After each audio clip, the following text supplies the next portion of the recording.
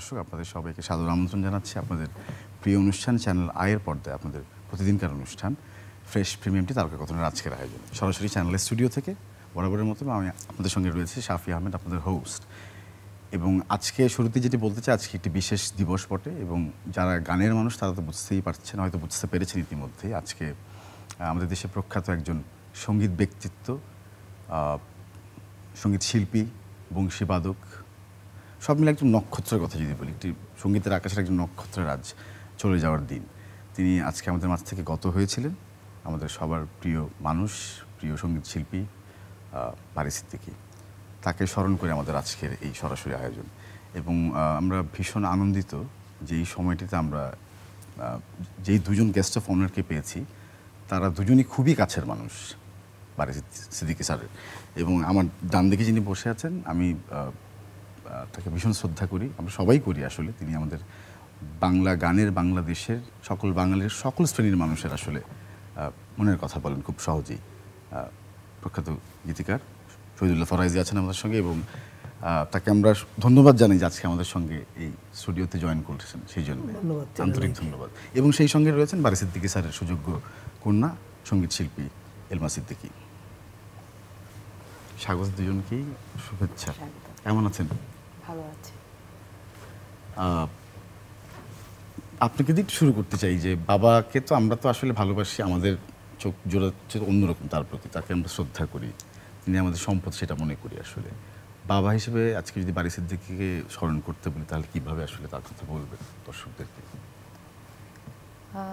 আজকের দিনে স্পেশালভাবে স্মরণ করার মতো ব্যাপারটা আসলে ফ্যামিলিতে থাকে না। আমাদের সব সময় প্রতিটা স্টেপেই স্মরণ হয়। অ্যান্ড আমি যে পথে চলছি বা সব কিছু, এটা বাবার ছায়াই বলতে পারেন। সো মানে his shadow is always there. নতুন করে বা এক্সট্রাভাবে কিছু বলার নেই আসলে। একদমই। এবং আমি জানি না আসলে কীভাবে গ্রহণ করবেন, আমি আপনাকে দেখলে কিন্তু অনেকটা স্যারের অস্তিত্ব অনুভব করা যায়। জানি না কেন, হয়তো চেহারায় হয়তো ছিল, চোখে হয়তো আছে, হ্যাঁ হয়তো আছে। তার প্রতি অনেক শ্রদ্ধা এবং ভালোবাসা। এবং শহীদুল্লাহ ফরাইজি ভাই, আপনার কাছে একটু আসতে চাই। অনেক কাজ হয়েছে, অনেক আগে থেকে হয়েছে। তাকে আপনি কিভাবে আজকে তার কথাটা কিভাবে বলবেন আসলে দর্শকদের? প্রথমে তো আমার অনেক স্মৃতি, কারণ আমরা দীর্ঘদিন একসাথে পথ চলেছি, প্রচুর আড্ডা দিয়েছি। আমি গান কয়েকশো লিখেছি, তার মধ্যে বারী ভাই শুরু করেছেন 120টার মতো। বারী ভাই গেয়েছেন 100টার বেশি। সেইগুলা গান করতে গিয়ে স্মৃতি। তবে আজকে বেশি মনে পড়ছে যে বারী ভাই 70 সালে আজকে যখন আমি লাস্ট নেত্রকোনা গিয়েছিলাম, সাথে গিয়েছিলাম, আমরা একটা গাড়িতে, আমি বারী ভাইয়ের খুবই ঘনিষ্ঠ, আমারও ঘনিষ্ঠ বন্ধু মেজর তানসেন, খুব গানের মানুষ, আর আমাদের তবলাবাদক সাদি, তিনজন গিয়েছিলাম। আমার প্রায় মনে পড়ছে সারা রাস্তা। আবার রাস্তা থাকতে একটা বিবিসি ইন্টারভিউ নিয়েছিল। আচ্ছা। যে বিবিসির ইন্টারভিউর কথা মনে পড়ছে এই জন্য যে ওরা বলেছিল যে বিবিসি বলতে চাইল যে কেন আপনাদের গান দুই বাংলায় জনপ্রিয় হলো কি কারণে, নতুন করে আর এই গান টিকবে কিনা আপনার বারী সিদ্দিকীর গান। তো এই বিষয়ে বলেছিলাম, সেটাও মনে পড়ছে। আর বিশেষ করে মনে পড়ছে যে বারী ভাই সাথে গেলাম, কিন্তু বারী ভাই বুঝতে পারলো না, আমি বুঝতে পারলাম বারী ভাইয়ের সাথে যাচ্ছি। বাড়িতে গেলাম, জানাজা শেষ করলাম, ফেরত আসলাম ঢাকা। ওই দিন আবার ফেরত আসলাম ঢাকা। আজকে আবার যে মনে পড়ছে যে বারী ভাইয়ের স্মৃতির সাথে এই যে মেজর তানসিন ভাই মারা গেছেন, উনি বারী ভাইয়ের খুবই খুবই আপনজন ছিলেন। আসলে মৃত্যু তাকে আমরা সহজভাবে নেই না, কিন্তু সহজভাবে নিতে হয়। কারণ বারী ভাই যেদিন জন্মগ্রহণ করছেন কিংবা আমি যেদিন জন্মগ্রহণ করেছি, সেই দিনে মৃত্যুর গণনা শুরু হয়েছে। আমরা বেঁচে থাকি মৃত্যুর জন্যই। হ্যাঁ, আমাদের জন্মটা হয়েছে মৃত্যুকে অনিবার্য করার জন্য। সুতরাং যদি জন্ম না হতো তাহলে মৃত্যুর কোনো ভয় থাকতো না।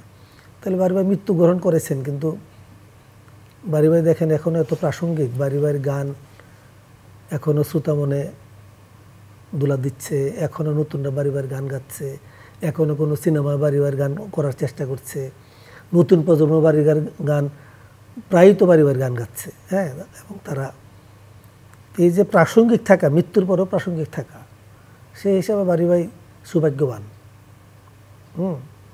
এবং আশীর্বাদপ্রাপ্ত, মানুষের ভালোবাসা আশীর্বাদপ্রাপ্ত যে বারী ভাইকে মানুষ ভুলেনি, তাড়াতাড়ি ভুলবেও না।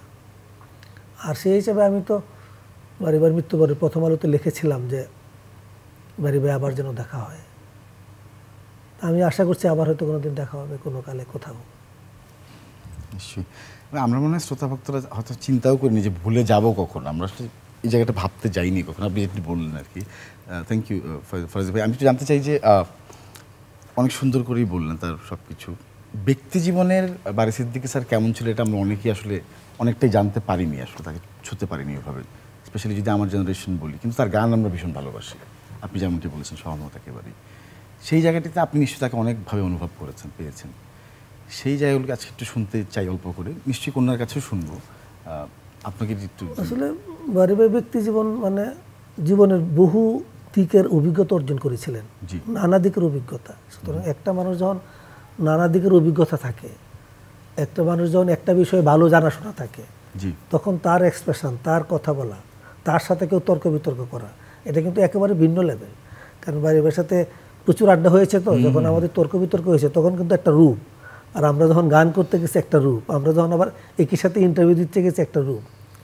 তাহলে গানের অনেক মানুষের সাথে অনেক প্রচুর তর্ক বিতর্ক দেখেছি, জানাশোনার কোশ্চেনে, গানের উৎপত্তি, গানের বৈশিষ্ট্য কী হওয়া উচিত, কোন গানের সুর কী হওয়া উচিত, কোনটা গানের ত্রুটি, কোনগুলা, মানে এইসব বিষয়ে অনেক বেশি তর্ক বিতর্ক আমাদের সামনে হয়েছে। তো সেটা একটা দিক। আর একটা দিকে উনি আবার একটা বিষয় আমার কাছে অনেক সময় মানে অবাকও লাগতো, বারী ভাই সবসময় বলতো যে আমাদের গান টিকবে। এই যে তার কনফিডেন্স লেভেল, এটা আমার চেয়ে বেশি। যেমন আমি না পারি আমরা না থাকলে গান টিকবে না, উনি করতো যে দেখেন আমরা না থাকলাম। এবং উনি একটা কথা, আমি আর বারী ভাই একটা কথা একমত হয়েছিলাম যে আমরা কিছু কাজ করেছি, ধরেন যে চন্দ্র সূর্য যত বড় দুঃখতার সমান, আমার মন্দ স্বভাব, নষ্ট জীবন দিয়ে, অনেক গান জনপ্রিয় আছে। কিন্তু আমরা এমন গানও করেছিলাম, এবং বারী ভাইয়ের আমরা তখন সিদ্ধান্ত নিয়েছিলাম যে আমরা না থাকলে হয়তো ওই গানগুলো জনপ্রিয় হবে। আমরা আমাদের কনফিডেন্সটা এমন লেভেলে চলে গেছিলো। এবং বারী ভাই তো একবার বলেইছিল যে মারা গেলে আমি মারা গেলে কবরকে একসাথে দেবে কিনা। আমাদের তখন কিন্তু এই একটা ডিসকাশন একদিন হয়েছিল, পরে যাবো এটা বলে যাবো কিনা যে আপনার কবর আর আমার কবর একসাথে হবে। তখন আমি বললাম যে তখন তো দুজনে বেশি আছে, তখন তো আর এত তাড়াতাড়ি যে একজন আরেকজন তো বিচ্ছিন্ন হবে ধারণা তো নাই। তখন আমি বলছিলাম বারী ভাই এই কথাটা বলার দরকার নাই, কারণ আপনি মারা যাবেন কখন আমার যেহেতু জানা নাই, আমি মারা যাবেন আপনি জানা নাই। আমি মারা যাওয়ার পর আমার জ্ঞাতি গোষ্ঠী, আমার আত্মীয় স্বজন আমার লাশটা নেত্রকোনা যাইতে দিবে কিনা, কিংবা আপনি মারা যাওয়ার আগে আমি মারা গেলে আগে নেত্রকোনা লাশটা নিব কেন, এই পর্যন্ত ভেবেছেন? আমি এই পর্যন্ত ভেবেছিলাম। এবং এটা যে একটা ভাবনা হইতে পারে যে কি সাথে কবর হইতে পারে, আমাদের বন্ধুত্ব লেভেল, আমাদের চিন্তা চেতনা, আমাদের জীবনের নিয়ে যে আমাদের ভাবনা, আমাদের যে যে ঐশ্বরিক ভাবনা এমন পর্যায়ে গেছিলো যে একসাথে থাকলে হয়তো, তাহলে এই পর্যন্ত আমাদের বন্ধুত্বর সীমা চলে গিয়েছিল। তখন আমি বারী ভাইকে নিবৃত্ত করলাম যে আমরা এমন কিছু বলে যেতে চাই না যে আমার মৃত্যুর পর আবার একটা জটিলতা হবে। কারণ আমি ব্যক্তিগত জীবনে সিঙ্গেল, কিন্তু আমার তো জ্ঞাতি গোষ্ঠী আছে, তারা যে আমার লাশটা চাইলে তো নেত্রকোনা নিতে চাইবে না, আমার বাড়িতে নিতে চাইবে, বলে তাহলে এই কথাটা প্রকাশ করেন না। কিন্তু আমার অবাক লাগে এই যে বন্ধুত্বের জায়গাটা 7 বছর হয়ে 8 বছরে পদার্পণ হবে হয়তো, 8ম বছর এটি মৃত্যুবার্ষিকী আজকে। 7 বছর তো নিশ্চয়ই কেমন কেটেছে সেটা জিজ্ঞেস করাটা আসলে ঠিক হবে না। এত আসলে আমি যে বারী ভাইকে যে 8 বছর দেখছি না, এটা আমি ভাবতে চাই না। আমার মনে হয় যে বারী ভাই কিছুদিন আগে মারা গেছে, কিছুদিন ধরে দেখা হচ্ছে, 8 বছর দেখা হচ্ছে না, বারী ভাইয়ের সাথে 8 বছর কথা হচ্ছে না, এটা আমি ভাবতে চাই না যে আজকে প্রথম 8 বছর মনে করলাম। এত এত সৃষ্টি আপনাদের। এর মধ্যে একটি গান দর্শকদের জন্য দেখাতে চাই এই মুহূর্তে, আমার বন্ধু স্বভাব। গানটি একটু দেখে আবার আপনার কাছে ফিরছি। চলুন প্রিয় দর্শক। আমার মন্দ স্বভাব জেনেও তুমি কেন চাইলে আমারে, আমার মন্দ স্বভাব জেনেও তুমি কেন চাইলে আমারে, এত ভালো হয় কি মানুষ নিজের ক্ষতি করে। আমার মন্দ স্বভাব জেনেও তুমি কেন চাইলে আমারে, আমার মন্দ স্বভাব জেনেও তুমি কেন চাইলে আমারে, এত ভালো হয় কি মানুষ নিজের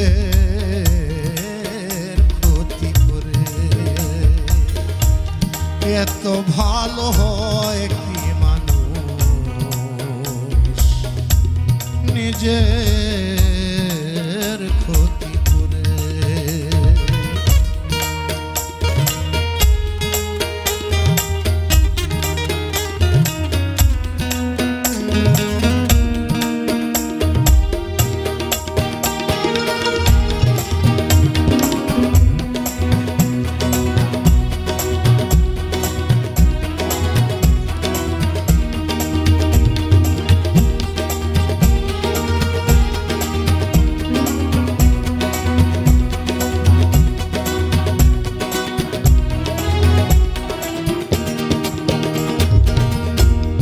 আমি তো ভুলে থাকি আমার রঙে,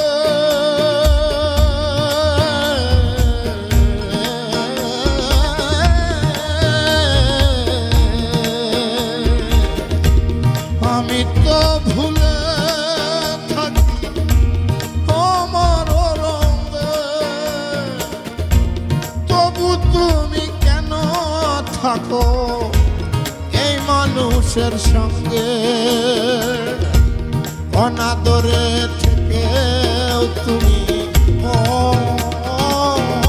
অনাদরে থেকেও তুমি রাখো আমায় যতন করে। হায় রে অনাদরে থেকেও তুমি রাখো আমায় যতন করে।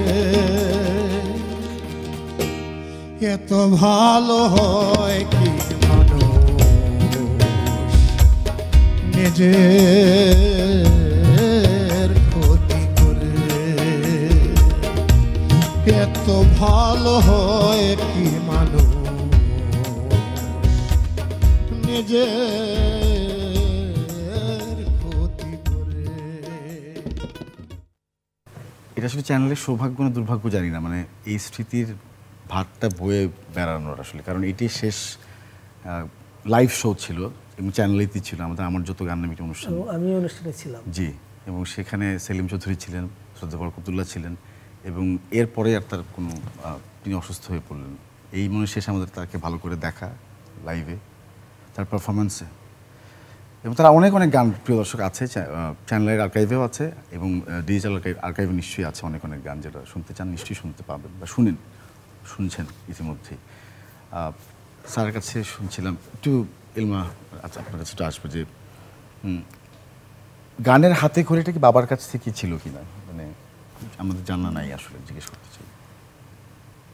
গানের অফিসিয়ালি কোনো হাতে খড়ি যে এটা আমি ফিল করি না যে হাতে খড়ি হয়েছে, বাট আব্বু যেটা করেছে খুবই ডিফারেন্ট টাইপের ছিল, মানে কখনো এটা বলতোই না যে তুমি গান করো আচ্ছা, বা তুমি গান গাও, মানে পাত্তাই দিত না এই বিষয়ে কোনো। কিন্তু ওই যে যখন সে ফ্লুটটা বাজাতো, ফ্লুট শেখাতো স্টুডেন্টদেরকে, তখন ওই যে ছোট একটা টুল নিয়ে যে আমি ওই যে তবলা বাজাতাম। আচ্ছা, যখন বাঁশি বাজাতো স্টুডেন্টরা তখন এরকম এরকম করতাম। তো maybe he use to read my personality, যে যে যে এর মধ্যে কিছুটা মানে আছে, এবার এটা প্রকাশ করে বলতো না, অবজার্ভ করতো। তো ওই যে সুর শুনতে শুনতে সুরটা ভিতরে ছিল বা আছে এটা একটু একটু বুঝতে পারতো। আর সামটাইমস যখন সে প্র্যাকটিস করতো, একদম কাছে যে চুপচাপ করে বসে থাকতাম, শুনতাম, তখন দুই একটা কথা বলতো, এই নোটটা এইভাবে, বা দুই একটা টিপস দিত, কিন্তু ওইটা এইভাবে, কিন্তু এই যে বলতো না যে আমি চাই তুমি গান করো, এইভাবে বলতো না কখনো। আর দুই একটা বলতো, এটা একটু গাও তো এক লাইন, আচ্ছা ঠিক আছে, আচ্ছা ওকে। খুব কম, মানে আব্বু ব্যস্ততার কারণে খুব বেশি সময় দিতে পারে না। জেনারেলাইজ করে জিজ্ঞেস করছেন বাবা হিসেবে, কেন বাড়ি সিদ্দিকী বলতেন না? আব্বু এরকমই আসলে, বাসায় বলেন বাহিরে বলেন, মানে মেয়ে হয়েছে দেখে যে এক্সট্রা একটা প্রিভিলেজ দিবে, বা আব্বু বিশ্বাস করতো যে গান বাজনাটা আসলে ওই যে বলে টলে হয় না, এটা ভেতর থেকে আসতে হবে। আর 1000 বছর শিখলেও গানটা হবে না যদি ভিতরে সুরটা না থাকে, তালটা যদি ভিতরে না বসে। আর 3 বছর বয়সে আমি তো নাচ শেখা স্টার্ট করি, তো ওটাও আব্বু দিয়েছিল ওই তালটা ভিতরে আছে কিনা একটু চেক করার জন্য। তো তখন আবার তালটা যখন টুকটাক দুই একটা তাল শিখেছি বা শিখছি, তখন আবার বলছে আচ্ছা আর দরকার নেই, এখন নিয়ে আসো। আম্মুকে বলছে এখন নিয়ে আসো মেয়েকে, এখন আর লাগবে না। মানে বাড়ি সিদ্দিকের কৌশলেই আসলে মানে আপনাকে কৌশলে মানে খুব ডিফারেন্ট। বাঁশির কথাটা একটু বলতে চাই, আমি যেটা জেনেছি সেটা ঠিক কিনা। তার বাঁশির কথা বললে আসলে অনেক স্মৃতি একসঙ্গে জড়িয়ে ধরে। আমি একটু দেখতে চাই, আগে দেখে পরে আবার ফিরছি। প্রিয় দর্শক চলুন। যখন মুখ দেখছে বাউল তার স্ত্রীর, তখনই সে এইখানেই এই কথাগুলো রচনা হয়েছে যে শুয়া চান পাখি, আমার পাখিটা শুয়ে আছে, চান পাখিটা আমি ডাকতেছি তুমি ঘুমাইছো নাকি। উকিল মুন্সি না? উকিল মুন্সির। বিশ্বজোড়া এই পীরিতি সবই দেখছি ফাঁকি রে বন্ধু, বিশ্বজোড়া এই পীরিতি সবই দেখছি ফাঁকি। বাউল রশিদ বলে চল রে উকি,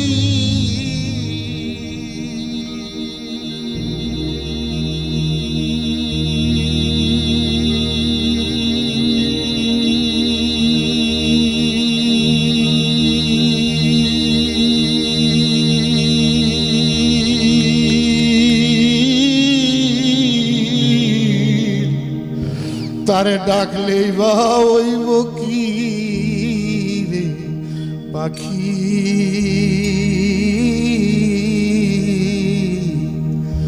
আমি ডাকিতেছি তুমি ঘুমাই সোনাকি। এটা এই সুযোগ জীবনে আর পাবা কিনা আমি জানি না। আর বারি সিদ্দিকী আর বাংলাদেশে জন্মাবে কিনা সেটা আমার কাছে শুনবে। একটি খুব বিখ্যাত রিয়েলিটি শো এর মাঝখানের সেরা কণ্ঠের 2017 সালের কথা বলছি। সেখানে জীবন্ত কিংবদন্তি আছেন আমাদের শ্রদ্ধেয় কুমার বিশ্বজিৎ স্যারও একদম মন দিয়ে শুনছিলেন, সে থেকে শুরু করে সবাই আসলে। বাবার স্টেজ পারফরমেন্সও দেখা হয়েছে নিশ্চয়ই অনেকবার। হ্যাঁ, যাওয়াও হয়েছে, সেটা যাওয়া হবে নিশ্চয়ই। কখনো তার সঙ্গে দাঁড়িয়ে গান গিয়েছেন, সেই অভিজ্ঞতা হয়েছে? হ্যাঁ, অনেকবার, অনেক বছর, নিয়ারলি 10-12 ইয়ার্স প্লাস হবে। সেই অভিজ্ঞতা নিশ্চয়ই অনন্য, একেবারে অন্য লেভেল। বাবার খ্যাতি দেখতে কেমন লাগতো?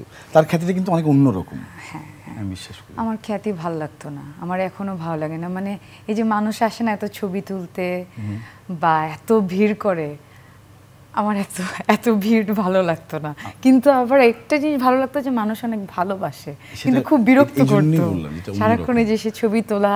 আমার মনে হয় তার বন্ধু ফরিদ ভাই ভালো বলতে পারবেন, নিশ্চয়ই তার মাথায় অনেক স্মৃতি ঘুরছে বা কিছু বলতে চাইছেন মনে হয় ব্যাপারটা। আমার একটু বাড়িবার সার্কেল ছিল অনেক, বিশাল সার্কেল। জি, আমাদের সে শিল্পী ছাড়া শিল্পপতি হোক, আমলা হোক, কারণ সকল শ্রেণীর মানুষ বাড়িকে ভালোবাসতো, এই জন্য সবার সাথে বন্ধুত্ব দ্রুত করে ফেলতেন। আপনাকেও কিন্তু আপনার ক্ষেত্রেও তাই আসলে, কিন্তু বাড়িবাসী কম। আচ্ছা, ঠিক আছে। বাড়িবার বহু মানুষের সাথে তার চলাফেরা ছিল, তো আমার তো একটা লিমিটেড। বাড়িবার রাত্রে অনুষ্ঠান করছে, তার বক্ত হয়ে যাচ্ছে, তাদের দাওয়াত দিচ্ছে, কোনো ক্লাবে যাচ্ছে, এগুলো তো বাড়িবার একটা নিত্য নিয়মিত দাওয়াত থাকতো। কিন্তু আমি ঢাকা শহরে প্রায় আমাকে নিয়ে যেত, কিন্তু বাইরে প্রোগ্রাম বাড়িবার সাথে খুব যাওয়া হয় না। আমার বাইরে যাওয়ার অভ্যাসটা খুবই কম। দেশে বিশেষ করে রাতের আড্ডায় কোনো জায়গায় কোনো বাসায় গান হবে, চলেন। কারণ আমাদের তখন এক সময় ছিল যে সন্ধ্যা হওয়া মানে বাড়ি ভাই আমরা একসাথে একটা স্টুডিওতে, তখন আমাদের স্টুডিও ছিল বিলি রুটে, অডিও আর্ট। হ্যাঁ, দেখা হতোই, কাজ থাকুক না থাকুক, আমরা স্টুডিওতে যাচ্ছি, বাড়ি আসতেছে সন্ধ্যার পরে। তারপরে আমাদের একটা মান্নান মোহাম্মদ, বাদশা বুলবুল, আমাদের বিরাট সার্কেল ছিল। বাংলা মোটর আমাদের এক বন্ধু আছে ইকবাল ভাই, হ্যাঁ, কার বাসায় যাবো, কার বাসায় রাত্রে খাওয়া দাওয়া করবো, আড্ডা হবে। আমাকে তো রাত্রে 2টা, 3টা, 4টা, আর কোনো জায়গায় বাড়ি বসাতে গেলে তো বলা যায় না যে চলে যায়। যদি বলতো আরে রাখেন, বসেন, মানে 4টায় বাসায় পৌঁছতাম। এমনও আছে 5টায়, মানে আজান দিচ্ছে তখন বাসায় পৌঁছেছি। আড্ডার সাথে বহু বিষয় আলোচনা হতো, যেটা এখন হয় না। কারণ বাড়ি তো জীবনের নানা দিক, জীবনকে কিভাবে দেখা যায়, জীবনকে কিভাবে উন্নত করা যায়, জীবনের উদ্দেশ্য কী, এটা প্রচুর আলাপ হতো আমাদের।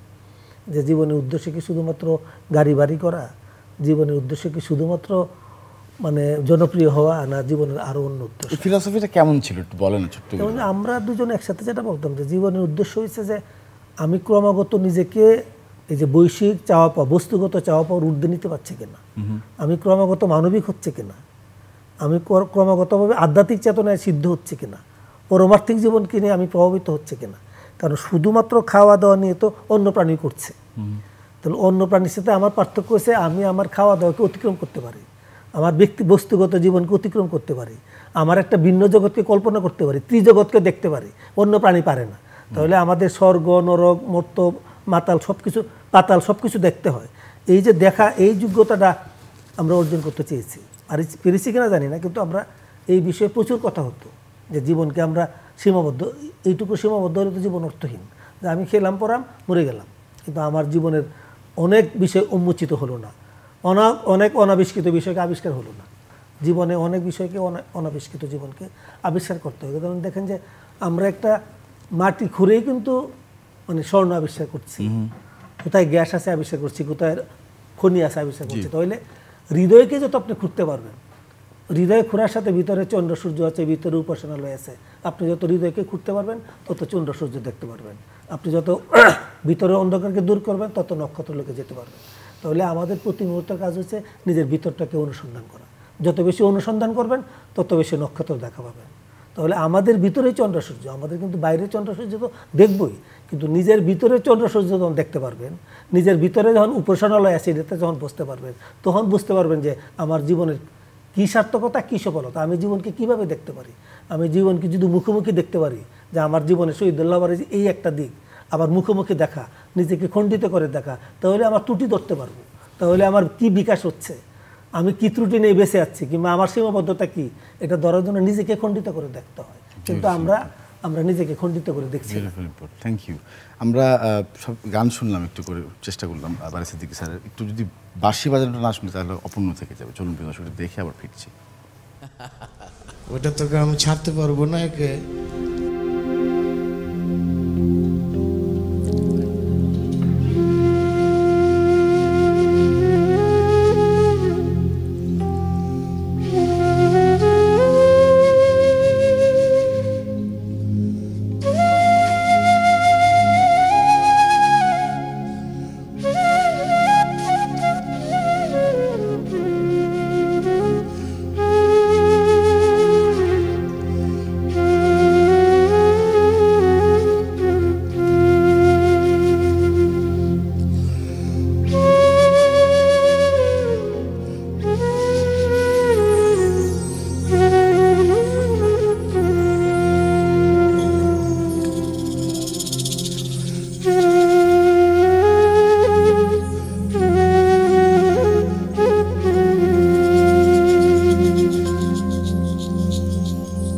রজনী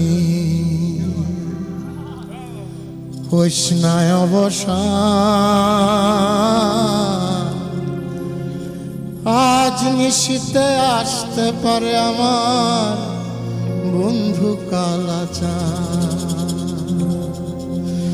কত নিশি পোহাইল মনের আশা মনে রইল রে, কেন বন্ধু আসিল না, জুড়ায় না পরাণ।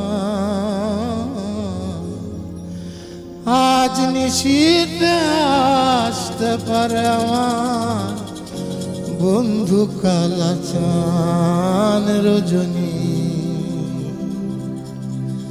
কৃষ্ণায় অবসান রে রজনী।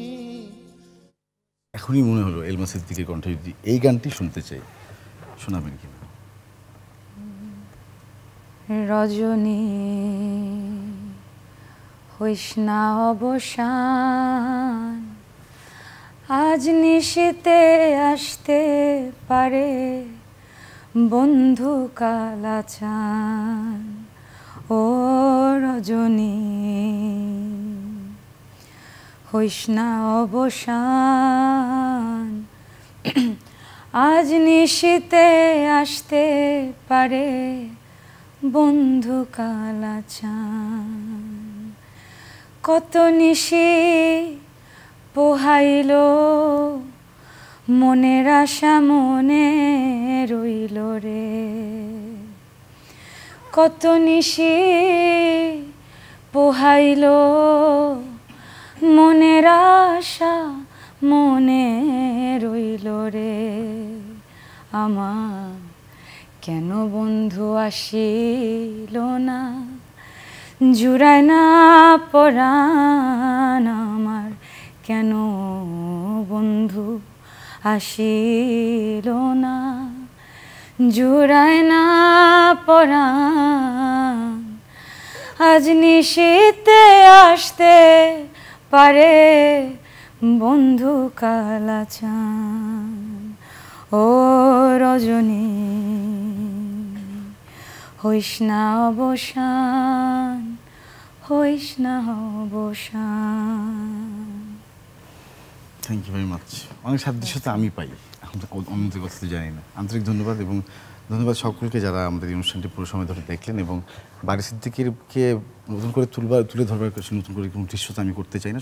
কাকে সবাই ভালোবাসেন, তার প্রতি অগণিত মানুষের শ্রদ্ধা রয়েছে, ভালোবাসা আছে, এটাই সত্যি কথা। তার প্রতি শ্রদ্ধা জানিয়ে আজকের আয়োজন শেষ করছি। সবাই ভালো থাকবেন, সবাইকে অনেক অনেক শুভেচ্ছা।